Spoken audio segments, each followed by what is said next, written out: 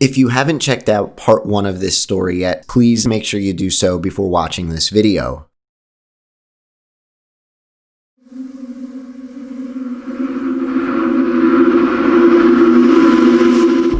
In 2017, a series of limited conversations between an unknown music producer and a record label owner would lead to the upload of 6 disturbing albums, each including their own unique set of tragic poems, blocks of confusing Chinese text, mysterious music videos, and paragraphs that recite the label owner's experience with this unknown producer, a producer with a worrisome story that seemed to get all the more real as time went by. The producer in question here is known as BEGOTTEN, and as you've learned in my previous video, their infamous musical work and strange relationship with the label owner of Geometric Lullaby, Dennis, has piqued the minds of thousands to this very day. From the moment BEGOTTEN's work went live on Geometric Lullaby's page, it was easy to see how this artist was going to strike a chord in musicgoers who crave the strange side in things. A cryptic story? Check.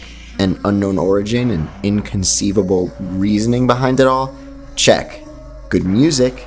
Check as well. BEGOTTEN's entire vibe, this blend of uncanniness, romance, horror, and undeniable tragedy, all tied in a pretty bow with this low-res and distorted aesthetic, is the perfect dose for the dark side of the music world. In part 1 of this series, we dove into BEGOTTEN's first 2 albums and the events that happened between the strange producer and Dennis. To save time, I'm going to assume you've already checked out part 1, so with that being said, I just want to get right into it all today. There is a lot to unpack with the story of BEGOTTEN, hence the reason for breaking this down into multiple uploads obviously, so I want to waste no time jumping right back into the deep end. As most of you know, I share many of the topics I discuss on the channel over at Vapor95 in written form. Furthermore, Vapor95 will be giving away a $300 gift card to their shop for this video. To enter, all you have to do is like the video, make sure you subscribe to the channel, and let me know in the comments below what your favorite album of 2020 was. Make sure you head on over to their Instagram page as well. One lucky winner will be selected in the upcoming weeks. If you're interested in copying anything over at their shop, just make sure you do so soon because December 7th is the last day to order to receive your purchase in time for Christmas. If you want to check my articles out as well as everything else they got over there, I'll be leaving a link to everything in the description below. And now, with all that being said, let's get back to today's video. I hope you're ready because there is no going back now. Cheers.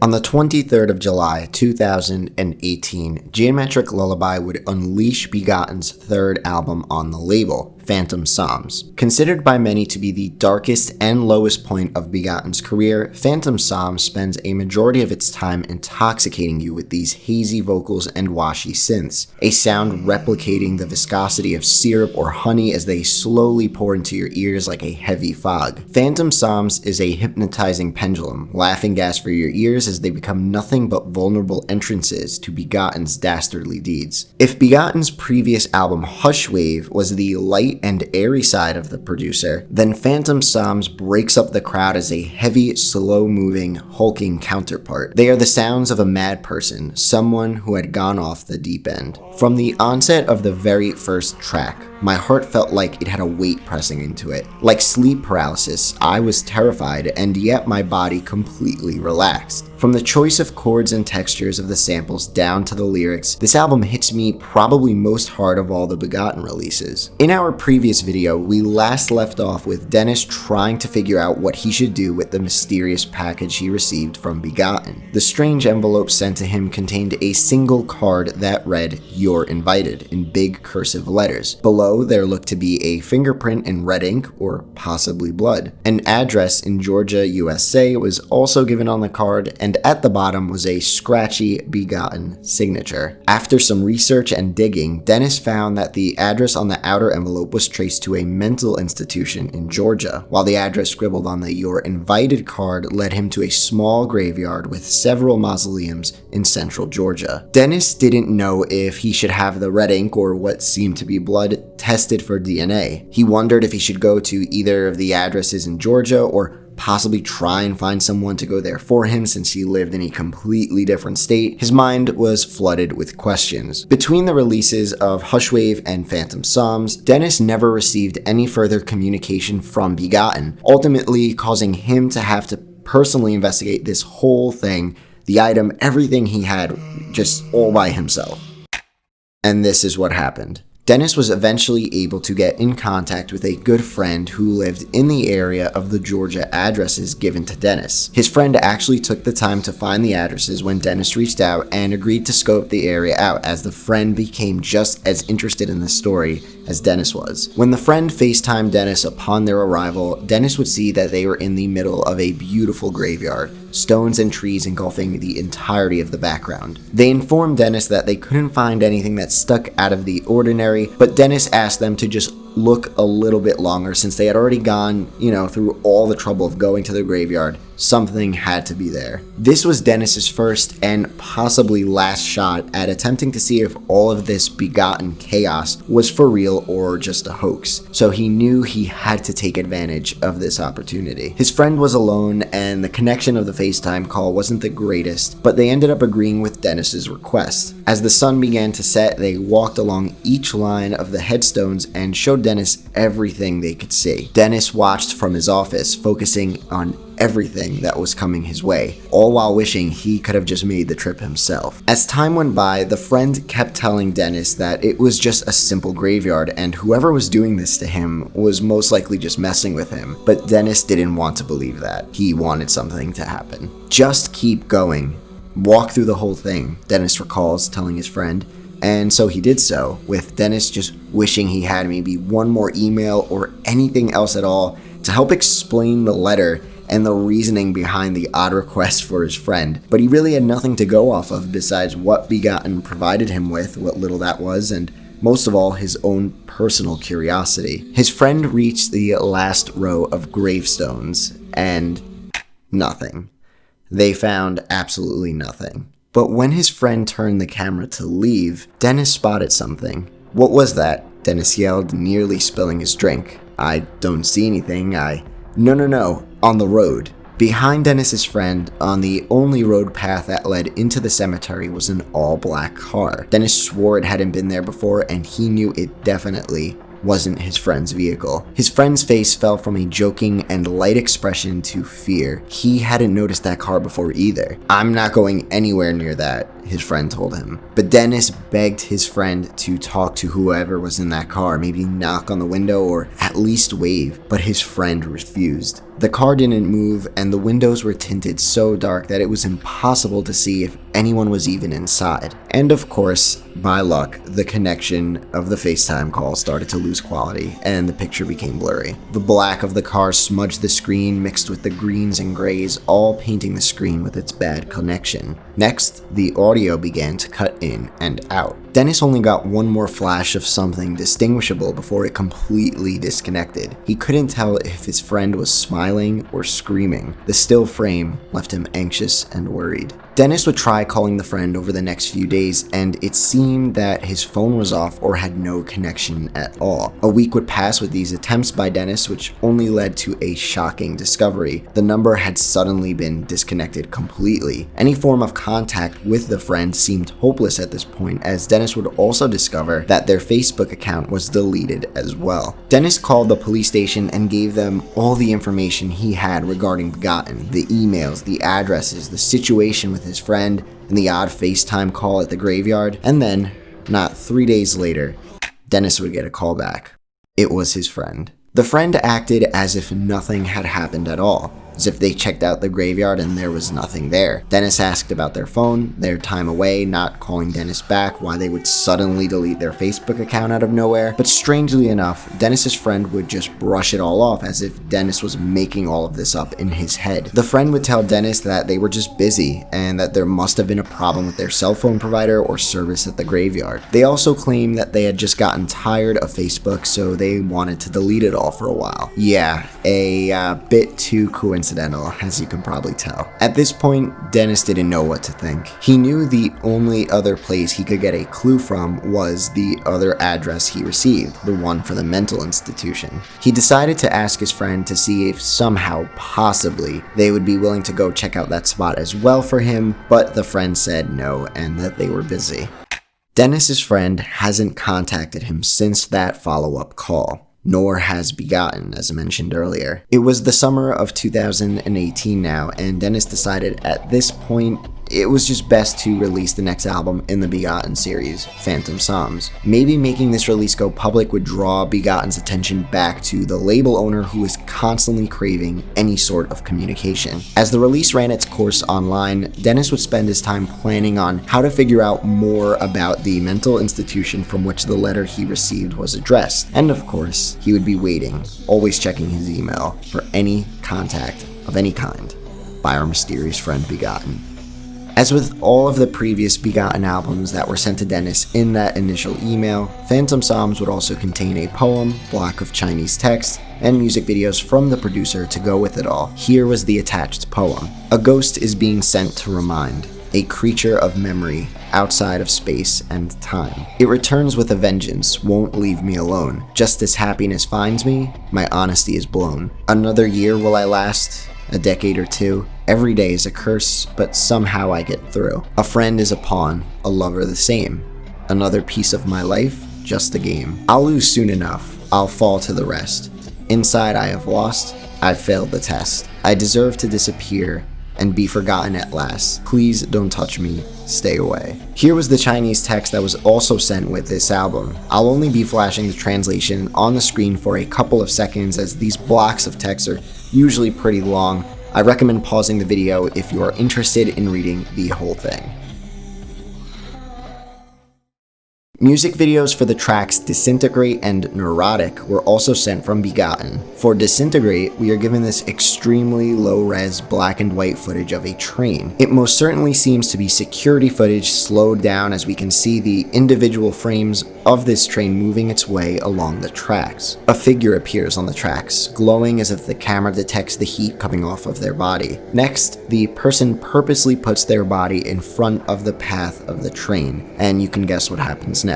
The music video for Neurotic returns to that low-res VHS quality skeleton footage we've seen in previous music videos from BEGOTTEN. Nothing really happens here as we're just given this glowing skeleton looking down at the floor in a dark and ominous room. For fans of really smooth sample work, all with a creepy undertone and undeniable dark energy, Phantom Psalms is 100% for you. Its hopeless cries present in the vocal samples chosen are harrowing, the piano work feels heavier than the world, the drums decayed and beaten, and when it's all blended together, we are served this smoothie that can put an elephant to sleep. Phantom Psalms is heavy, strong, and emotional, hypnotizing, intoxicating, and alive. This album is most definitely paired best with the nighttime.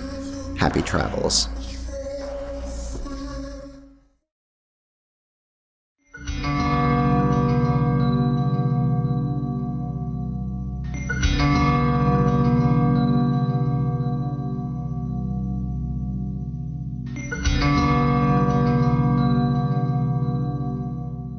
There are many records of a particular caliber that seem rather innocent by looking at the track names and maybe the album's title, which are enough to pull the wool over your eyes with the kind of music it inhabits. But one of the prime idiosyncrasies we notice first is the artwork, and that alone is enough to alter the way you look at the product. That's probably the best way I could interpret this specific piece from BEGOTTEN Jisatsu's catalogue, Happy Anniversary. Having each of the tracks named after a colourful stone may seem enticing at first glance, but the cover that details a 3D rendered skeleton laid with a color gradient of green and blue is the very thing that will ultimately change your perception. But the most noteworthy attribute to the record is its ability to deliver this bipolar, simultaneous sensation of feeling relaxed and unsettled. To me, Happy Anniversary sounds like the musical embodiment of feeling isolated and being at peace with your inner thoughts, all the while experiencing this overwhelming existential crisis in hopes that some Deus Ex Machina moments will help turn it all around. BEGOTTEN Jisatsu has always had that knack of being able to give the listener the option to play their music on spin cycle for hours on end, or provide them with that one-time experience for their curiosity to remember for as long as they live.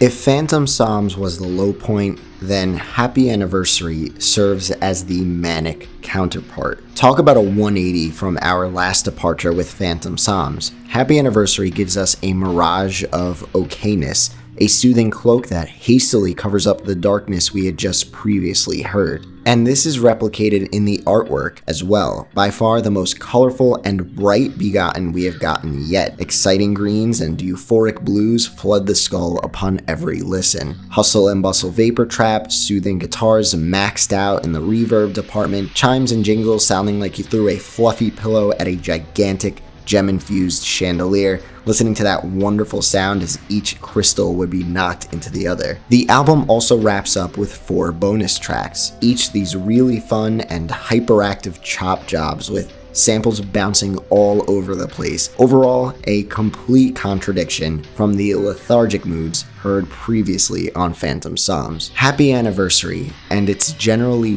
warm sample flips and extremely short runtime confuse us from everything we had just heard. Its sporadic and sudden change in tone from the last 3 albums is just bizarre. What exactly is going on with BEGOTTEN?